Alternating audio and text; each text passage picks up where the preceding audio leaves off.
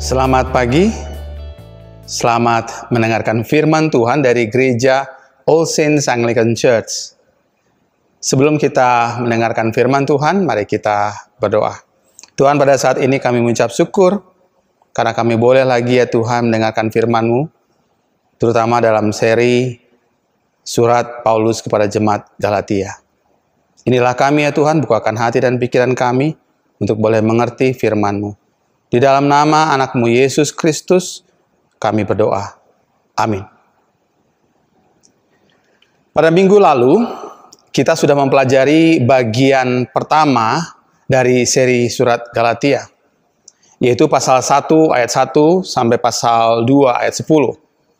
Dan hari ini kita akan menelusuri bagian kedua di pasal 2 ayat 11 sampai ayat yang ke-21.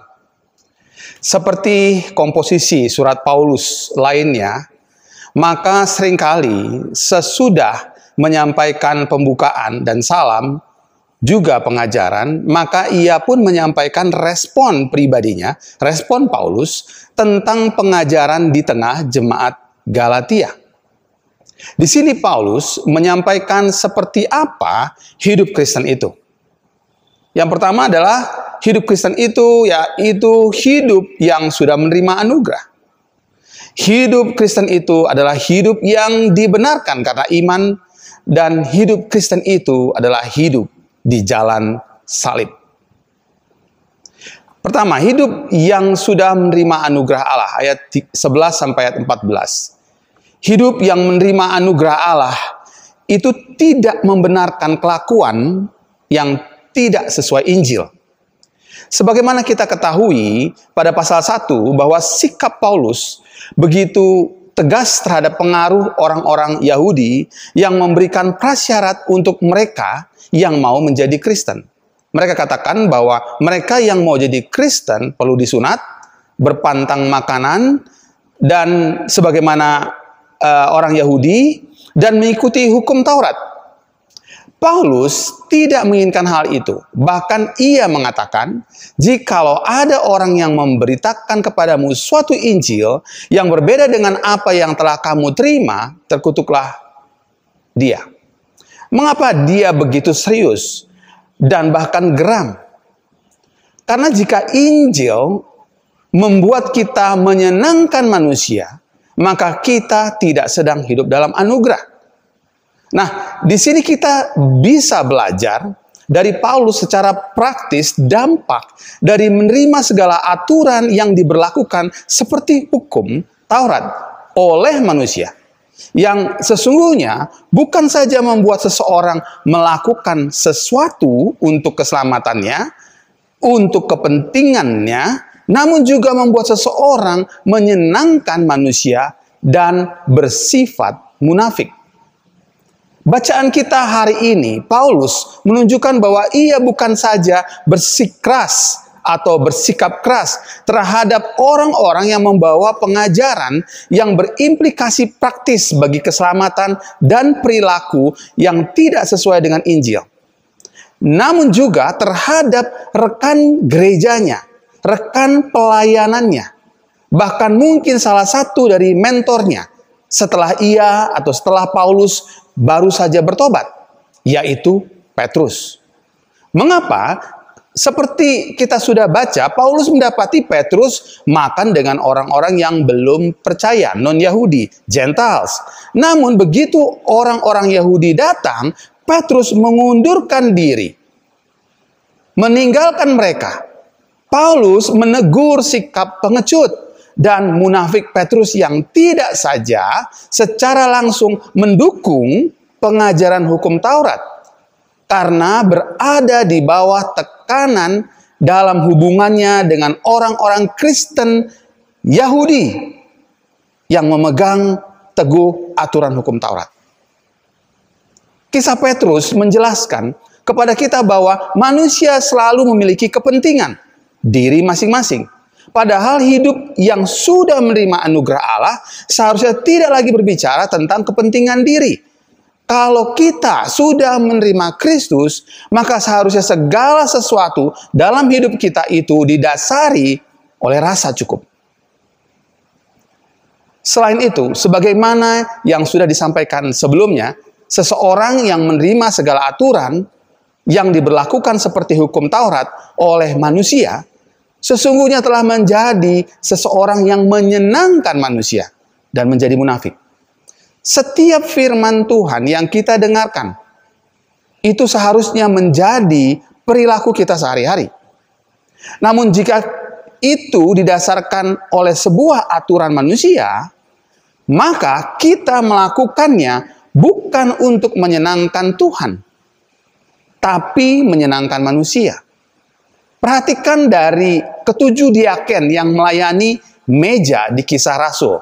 2 di antaranya kita kenal sebagai penginjil, Stefanus dan Filipus. Mereka tidak selalu diatur untuk menjadi pelayan meja.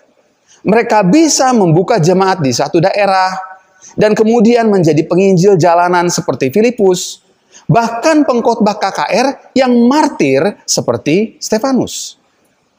Pelayanan menjadi tidak sekedar struktural, tapi utamanya adalah fungsional. Melalui pekerjaan para diaken, kita melihat bahwa menerima anugerah Allah juga berarti menerima pekerjaan Roh Kudus. Roh Kudus tidak membenarkan kelakuan yang tidak sesuai Injil. Anugerah Allah melalui Roh Kudus itu akan menghasilkan buah roh yang kita akan pelajari secara khusus nanti di pasal 6. Pertanyaannya bagi kita saat ini, sebagai orang Kristen yang sudah hidup di dalam anugerah Allah, adalah sejauh mana kita menerima anugerah Allah itu. Apakah sudah membuahkan buah roh? Yang kedua adalah hidup yang dibenarkan karena iman, ayat 15 sampai ayat yang ke-19. Hidup yang dibenarkan oleh karena iman itu diperuntukkan bagi Allah. Jika hidup kita dibenarkan oleh karena melakukan hukum Taurat, maka kita sedang memperuntukkan sesuatu untuk diri kita sendiri atau orang lain. Kita sedang memutarbalikkan tujuan sejak kita mengawalinya. Bahkan sejak kita bilang bahwa kita percaya pada Tuhan. Apa arti atau dampak pemutarbalikan Injil dari peruntukannya pada Allah ke peruntukannya pada manusia? Pertama, kita bisa menganggap dan menjadikan diri kita lebih baik dari orang lain. Itu yang kita dapat dalam ayat 15. Menurut kelahiran kami adalah orang Yahudi dan bukan orang berdosa dari bangsa-bangsa lain. Kita menyangkali bahwa kita semua orang berdosa dan tidak ada sesuatu yang baik dalam diri kita tanpa pekerjaan Kristus di kayu salib. Karena itu, kita juga jangan sesekali mengukur kerohanian dalam menjadi aktivis gereja dan rohaniawan sekalipun sebagai sesuatu yang lebih baik dari orang berdosa lainnya. Kita tidak perlu merasa lebih benar dari orang lain karena sesungguhnya kita dibenarkan oleh Tuhan. Itu bukan sama sekali karena upaya kita. Apa arti atau dampak pemutarbalikan Injil dari diperuntukannya pada Allah ke peruntukannya pada manusia? Kedua adalah dengan perbuatan kita itu sebenarnya kita mau mengatakan bahwa saya tidak percaya pada Tuhan. Mengapa? Karena kita mendahului iman kita dengan perbuatan kita. Kita sebenarnya ragu. Waduh, gue selamat nggak sih? Kita ingat Abraham dan Sarah memutuskan untuk mengambil Hagar untuk melanjutkan keturunan mereka. Iman mereka saat itu beralih ke upaya manusia dan akhirnya membawa permasalahan besar. Perhatikan kontras antara kata percaya dan melakukan hukum Taurat dalam tulisan Paulus ini yang saya akan bacakan. Kamu tahu bahwa tidak seorang pun yang dibenarkan oleh karena melakukan hukum Taurat, tetapi hanya oleh karena iman dalam Kristus Yesus. Sebab itu kami pun telah percaya kepada Kristus Yesus supaya kami dibenarkan oleh karena iman dalam Kristus, bukan oleh karena melakukan hukum Taurat. Sebab tidak ada seorang pun yang dibenarkan oleh karena melakukan hukum Taurat. Penegasan Paulus ini menjelaskan kepada kita saat ini untuk melakukan tindakan secara praktis dalam kehidupan sehari-hari. Karena seharusnya apapun yang kita lakukan itu berasal dari iman. Karena orang benar akan hidup oleh iman. Kalau kita melakukan sesuatu karena aturan seperti kita melakukan hukum Taurat, maka kita sebenarnya melakukan sesuatu untuk mendapatkan sesuatu. Seperti penerimaan, gaji, dan urusan penghidupan. Apakah itu salah? Tentu tidak. Tapi kapan dan di mana kita seharusnya melakukan sesuatu karena iman itu? Ketika kita percaya pada Kristus yang sudah lebih dulu memberikan nyawanya bagi kita, maka kita pun mempercayakan diri padanya. Kita mempercayakan diri kita padanya. Disinilah kita melakukan secara langsung apa yang Tuhan ingin kita lakukan dimanapun kita berada. Karena kita sungguh percaya padanya. Karena untuk melakukan firman-Nya kita harus lebih percaya lagi pada Tuhan daripada hukum, keluarga, atasan, bawahan, dan semua fasilitas yang kita miliki atau yang kita tidak miliki. Kita mimpikan. Apa arti atau dampak pemutarbalikan Injil dari peruntukannya kepada Allah menjadi kepada manusia? Yang ketiga, dengan perbuatan kita menyangkali perbuatan Yesus di atas kayu salib. Ya, perbuatan kita itu menyangkali perbuatan Yesus di atas kayu salib. Sekalipun itu untuk diri kita. Pada konferensi Yerusalem, di Kisah Rasul, yang sudah juga kita pelajari di beberapa minggu yang lalu, Petrus telah membandingkan hukum Musa dengan kuk yang membebani. Sekarang dia telah menempati dirinya di bawah kuk yang membawa kemustahilan seseorang untuk diselamatkan, yaitu ketika dia membiarkan makan bersama-sama lalu dia meninggalkan orang-orang yang belum dianggap oleh orang-orang Yahudi itu sebagai orang-orang yang belum Kristen karena belum mengikuti hukum Taurat. Argumen Paulus mungkin bisa dikemukakan seperti ini. Petrus, kamu dan aku tidak menemukan keselamatan melalui hukum. Kita menemukannya melalui iman di dalam Kristus. Tapi sekarang setelah diselamatkan, kamu malah kembali ke hukum. Ini berarti bahwa Kristus saja tidak menyelamatkan kamu. Jika tidak demikian, maka kamu tidak akan membutuhkan hukum. Jadi Kristus benar-benar membuat kamu menjadi orang berdosa. Kembali lagi seperti itu. Selanjutnya, kamu telah mengkhotbahkan Injil kasih karunia Allah kepada orang Yahudi dan non-Yahudi dan telah memberitahu mereka bahwa mereka diselamatkan oleh iman dan bukan karena menaati hukum. Dengan kembali ke legalisme, kamu sedang membangun apa yang kamu hancurkan. Ini berarti kamu berdosa dengan meruntuhkannya sejak awal. Dengan kata lain, Paulus berdebat dari pengalaman Petrus sendiri tentang kasih karunia Allah. Kembali kepada Musa berarti menyangkal segala sesuatu yang telah dilakukan oleh Allah untuk dia dan melalui dia. A.W.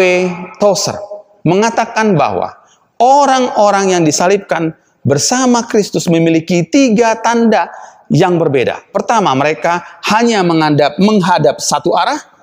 Kedua, mereka tidak akan pernah bisa kembali. Dan yang ketiga adalah mereka tidak lagi memiliki rencana sendiri. Pertanyaan penting bagi kita saat ini adalah, apakah kita sedang menyangkali Dia, Yesus, melalui perbuatan-perbuatan kita yang bukan berasal dari iman. Kita harus melihat ini dalam konteks semua hal yang kita lakukan dalam hidup untuk Allah. Karena iman, maka seharusnya tidak ada satupun tindakan kita yang bukan untuk Allah. Maukah hidup kita yang sudah dibenarkan karena iman itu sepenuhnya diperuntukkan kepada Allah. Yang terakhir adalah hidup di jalan salib. Ayat 19b sampai 21. Ketika Paulus mengatakan, aku telah disalibkan dengan Kristus. Maka pertama-tama ia tahu Injil anugerah Allah digambarkan dalam perubahan hidup yang sangat berkaitan dengan penyangkalan diri. Dari penyangkalan diri kita bergerak. Dia pun bergerak menuju pengendalian diri. Paulus menyebutkan dalam 1 Korintus 2 ayat 2 yang berbunyi, sebab aku telah memutuskan untuk tidak mengetahui apa-apa di antara kamu selain Yesus Kristus, yaitu Dia yang disalibkan. Paulus tidak lagi menganggap keberhargaan menurut dunia. Dan ia tidak dikendalikan oleh pengetahuannya sebagai seorang ahli perjanjian lama beserta status keyahudiannya.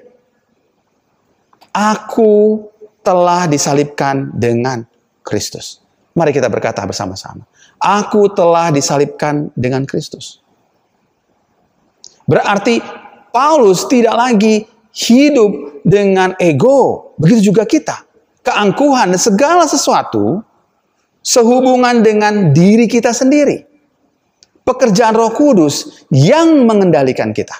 Mengendalikan diri kita. Tapi itu tidak mungkin terjadi tanpa penyangkalan diri kita.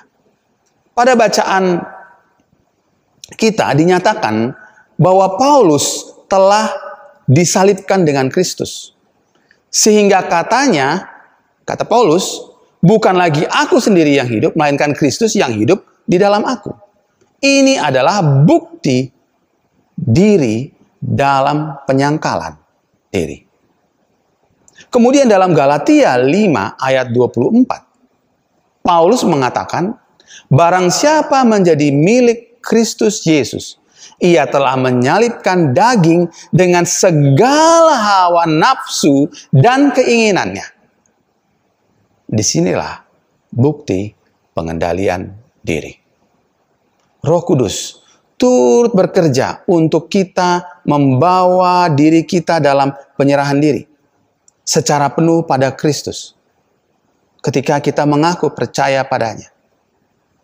Namun kita perlu merespon dengan menyangkal diri sehingga kita sepenuhnya dapat dikendalikan olehnya, oleh Roh Kudus. Sebuah cerita, seorang karyawan baru diinstruksikan bagaimana mengukur bagian-bagian katup untuk kendaraan, untuk memastikan mereka siap untuk perakitan akhir. Tetapi setelah beberapa jam, mandornya menerima keluhan bahwa suku cadang yang disetujuinya itu rusak. Apa yang sedang kamu lakukan? Tanya mandor kepada karyawannya. Karyawannya menjawab, saya sudah menunjukkan cara menggunakan mikrometer itu, bukan? Kata mandornya kepada karyawannya.